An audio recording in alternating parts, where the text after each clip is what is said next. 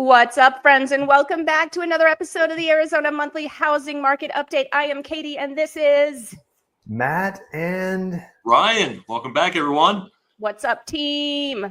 Yeah. All right, let's dive right into it because we have a lot of juicy stuff, I know, as we do every single month for our followers, our audience, and our clients as well. Let's kick it off with rates, Ryan. Yeah, gosh, last week was very eventful. You know, we had two big events that impacted mortgage rates and could really set the tone for the rest of the year. You know, the first being the Federal Reserve meeting, that took place on July 30th. Now, the Fed left rates unchanged. This was expected because the Fed chair, Jerome Powell, he's continually said that the jobs market is strong, and he still has concerns that tariffs could increase prices and inflation. So they don't feel comfortable dropping rates unless we see inflation hold steady and signs of a slowing jobs market. Well, on Friday, we got confirmation. Hiring has slowed significantly. The Bureau of Labor Statistics, they reported only 73,000 jobs created. 110 were expected, so that was pretty short. The biggest news was that the prior 2 months were revised lower by 258,000 jobs. Dang. That's a huge revision. A little short, yeah. Seems to be a common thing. They're always revising at convenient times.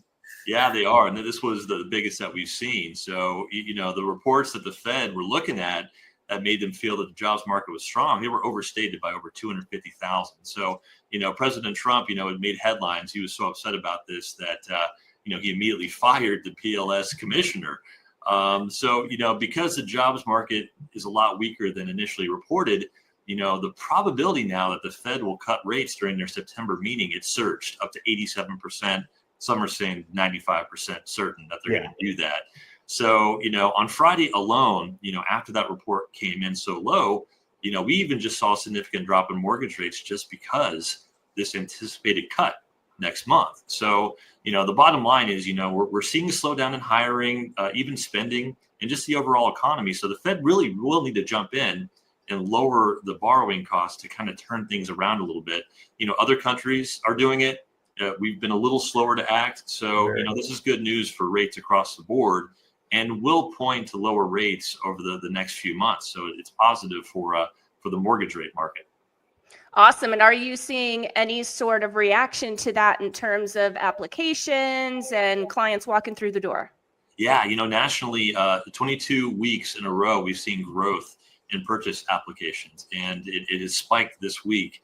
We've been busy just since Friday, since that report came out, and it was pretty widely publicized that it impacted mortgage rates. So we definitely have seen a pickup, and obviously we're at higher inventory levels right now, and we do feel like once we see rates kind of getting close to 6%, a lot of people think if we get to 6% or lower, which could happen either by the end of the year or first quarter next year, we'll really see that increase in demand and reverse this inventory that we've been seeing. Do you have anybody that is concerned about their job or maybe is experiencing some, not so much job stability, and maybe that's kind of having them put the brakes on a bit? Anything like that coming through your way? We're not seeing that as much as, the people who are having jobs, they seem to be keeping them right now. Yeah. But what the BLS jobs report is showing is that new jobs and new hiring is what's slowing. So it seems like everybody's kind of staying put. I know a lot of that could do with AI as well, and how that's going to impact the jobs market. So it just seems like the jobs that people have, they're keeping, but new hiring really has hit a brick wall, unfortunately.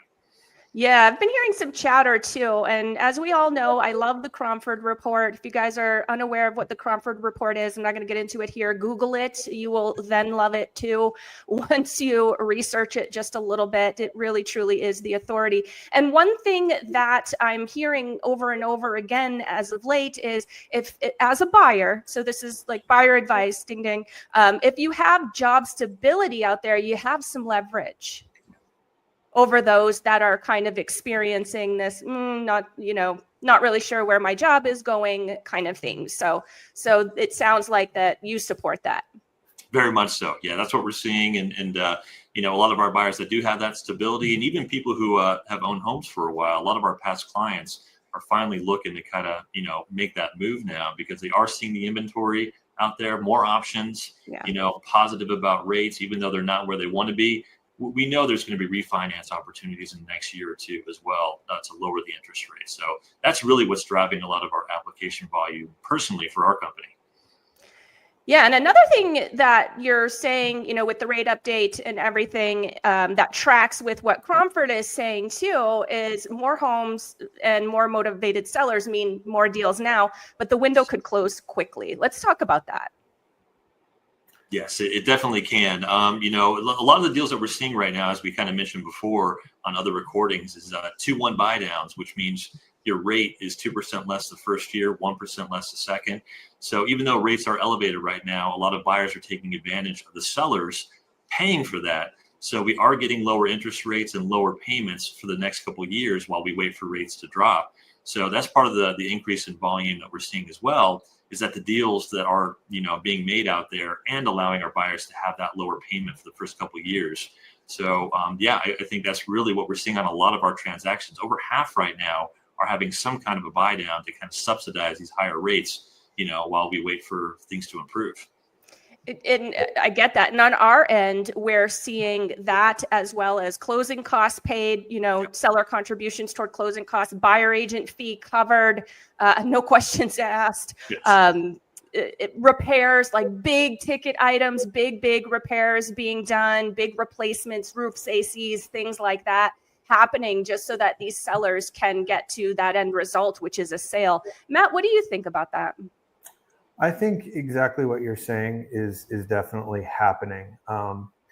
It's really interesting, and we were discussing this earlier that we talk about it every week. I track inventory. I really put focus on just Maricopa and Pinal County because that's where our focus is in Greater Metro Phoenix. And what I've seen is an actual decrease in inventory, a strong decrease, like the strongest that we've seen over the last few weeks. The last 2 weeks, we've had 2% week over week of a decrease in available sales inventory, which is really not standard for the season.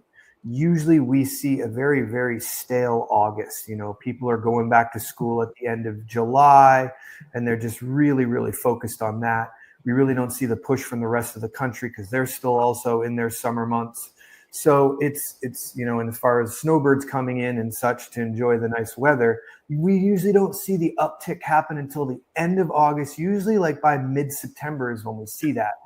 And right now we're seeing it, which I find, very, very interesting. And I think that kind of grabs onto the coattails of what you were saying regarding the window of time as far as this buyer's market lasting based on inventory reported from the Cromford report. I do think when we look at all these little ingredients and these kind of real-time data points, I think that really does point that this thing could shift really quickly.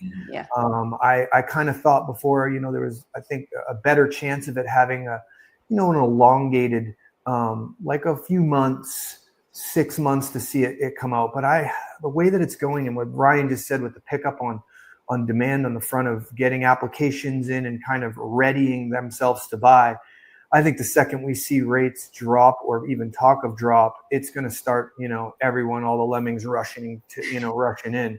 And that's going to be home buyers and investors as well. I have a lot of investors that are on the fence right now, and what I've noticed is when things are uncertain, their margins and their target is going to incorporate that risk. So when it's risky and they really don't know what's happening, they're going to want to have a much more aggressive purchase entry. And it's, sometimes unrealistic. What I've noticed is that's now tightening. They're showing more tolerance for risk and coming in higher and expecting less, which I think is also another big indicator. Yeah, totally agree. It's definitely been an interesting experience. As you mentioned, this month is seasonally, usually fairly slow. However, pricing appropriately is still bringing in the buyers. And I have the perfect example of that. We listed a home, it's $1 million home. Well, we listed it for $1 million. And that was a good price in terms of comparables, market conditions, all of that. Like we crunched all of that data. And that is what we suggested to the seller. Seller took our advice and ended up with 7 offers, guys. Wow.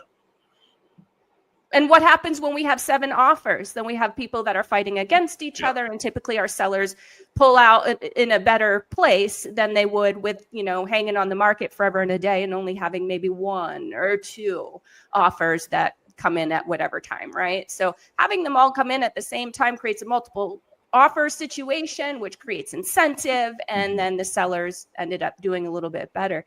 So I think that pricing is still very important. I mean, when is it not? But right now, I think it is really, really important. Would you guys agree, or any commentary on that? Oh, 100%. 100%. Price is everything. Price, there's such a psychological, effect with pricing and making sure it's priced appropriately, balanced, appropriately with what the product is and who you're targeting, whether it be more distressed and you're looking for investors to step in, or that do-it-yourself homeowner, or is it turnkey polished and you know that you got a price that can justify that. So I do think that is one of the biggest things. I also, there was some news that came out too that, builders are picking up right now. Not only in acquisition and permits, but they're really starting to extend their legs on production, which, they're the resale market pretty much shadows, what's happening on that front. If all of a sudden they started doing huge price drops, we usually end up seeing that in the ladder. And I think this is an indicator of such that they have enough confidence that they know that, hey, we anticipate things picking up. We know rates are going to tip the scales, and that is the biggest ingredient to this. And they're putting their money where their mouth is. So I think that's another reason for people that are considering buying and whatnot, or thinking about selling, that there's a lot of confidence that's looming. Absolutely. But I also want to caution people, again, don't price pie in the sky, guys. Oh, yeah. This is not time to do that as a seller. Please don't do that to yourself, because buyers really, truly are picky right now. I mean, can we all agree on that? Because they can be, because they have options.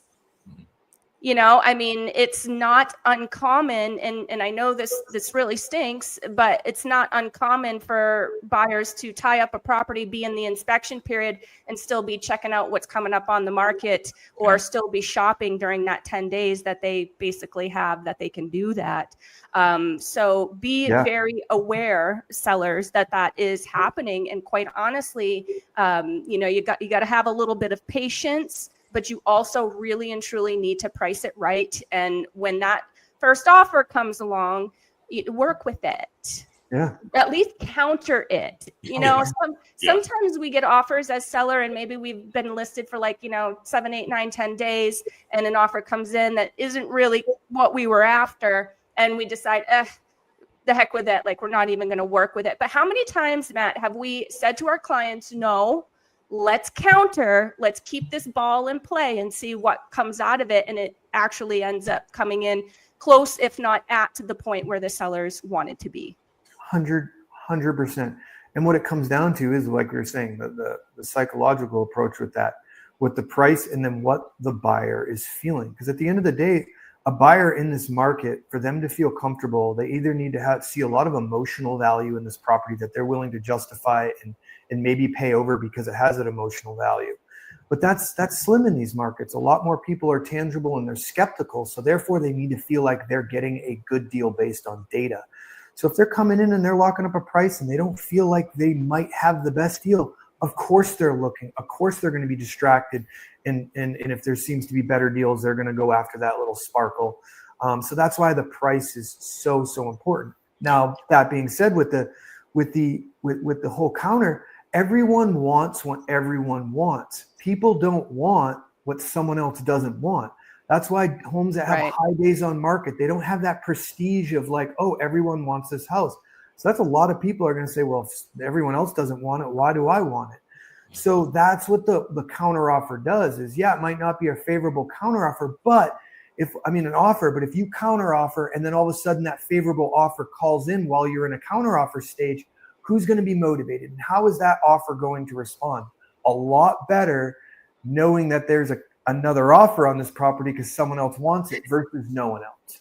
So it's one of those things that people really, really need to understand, that it's nothing personal. I know it feels so much better to look at that low ball offer and say, kick rocks, we don't need you.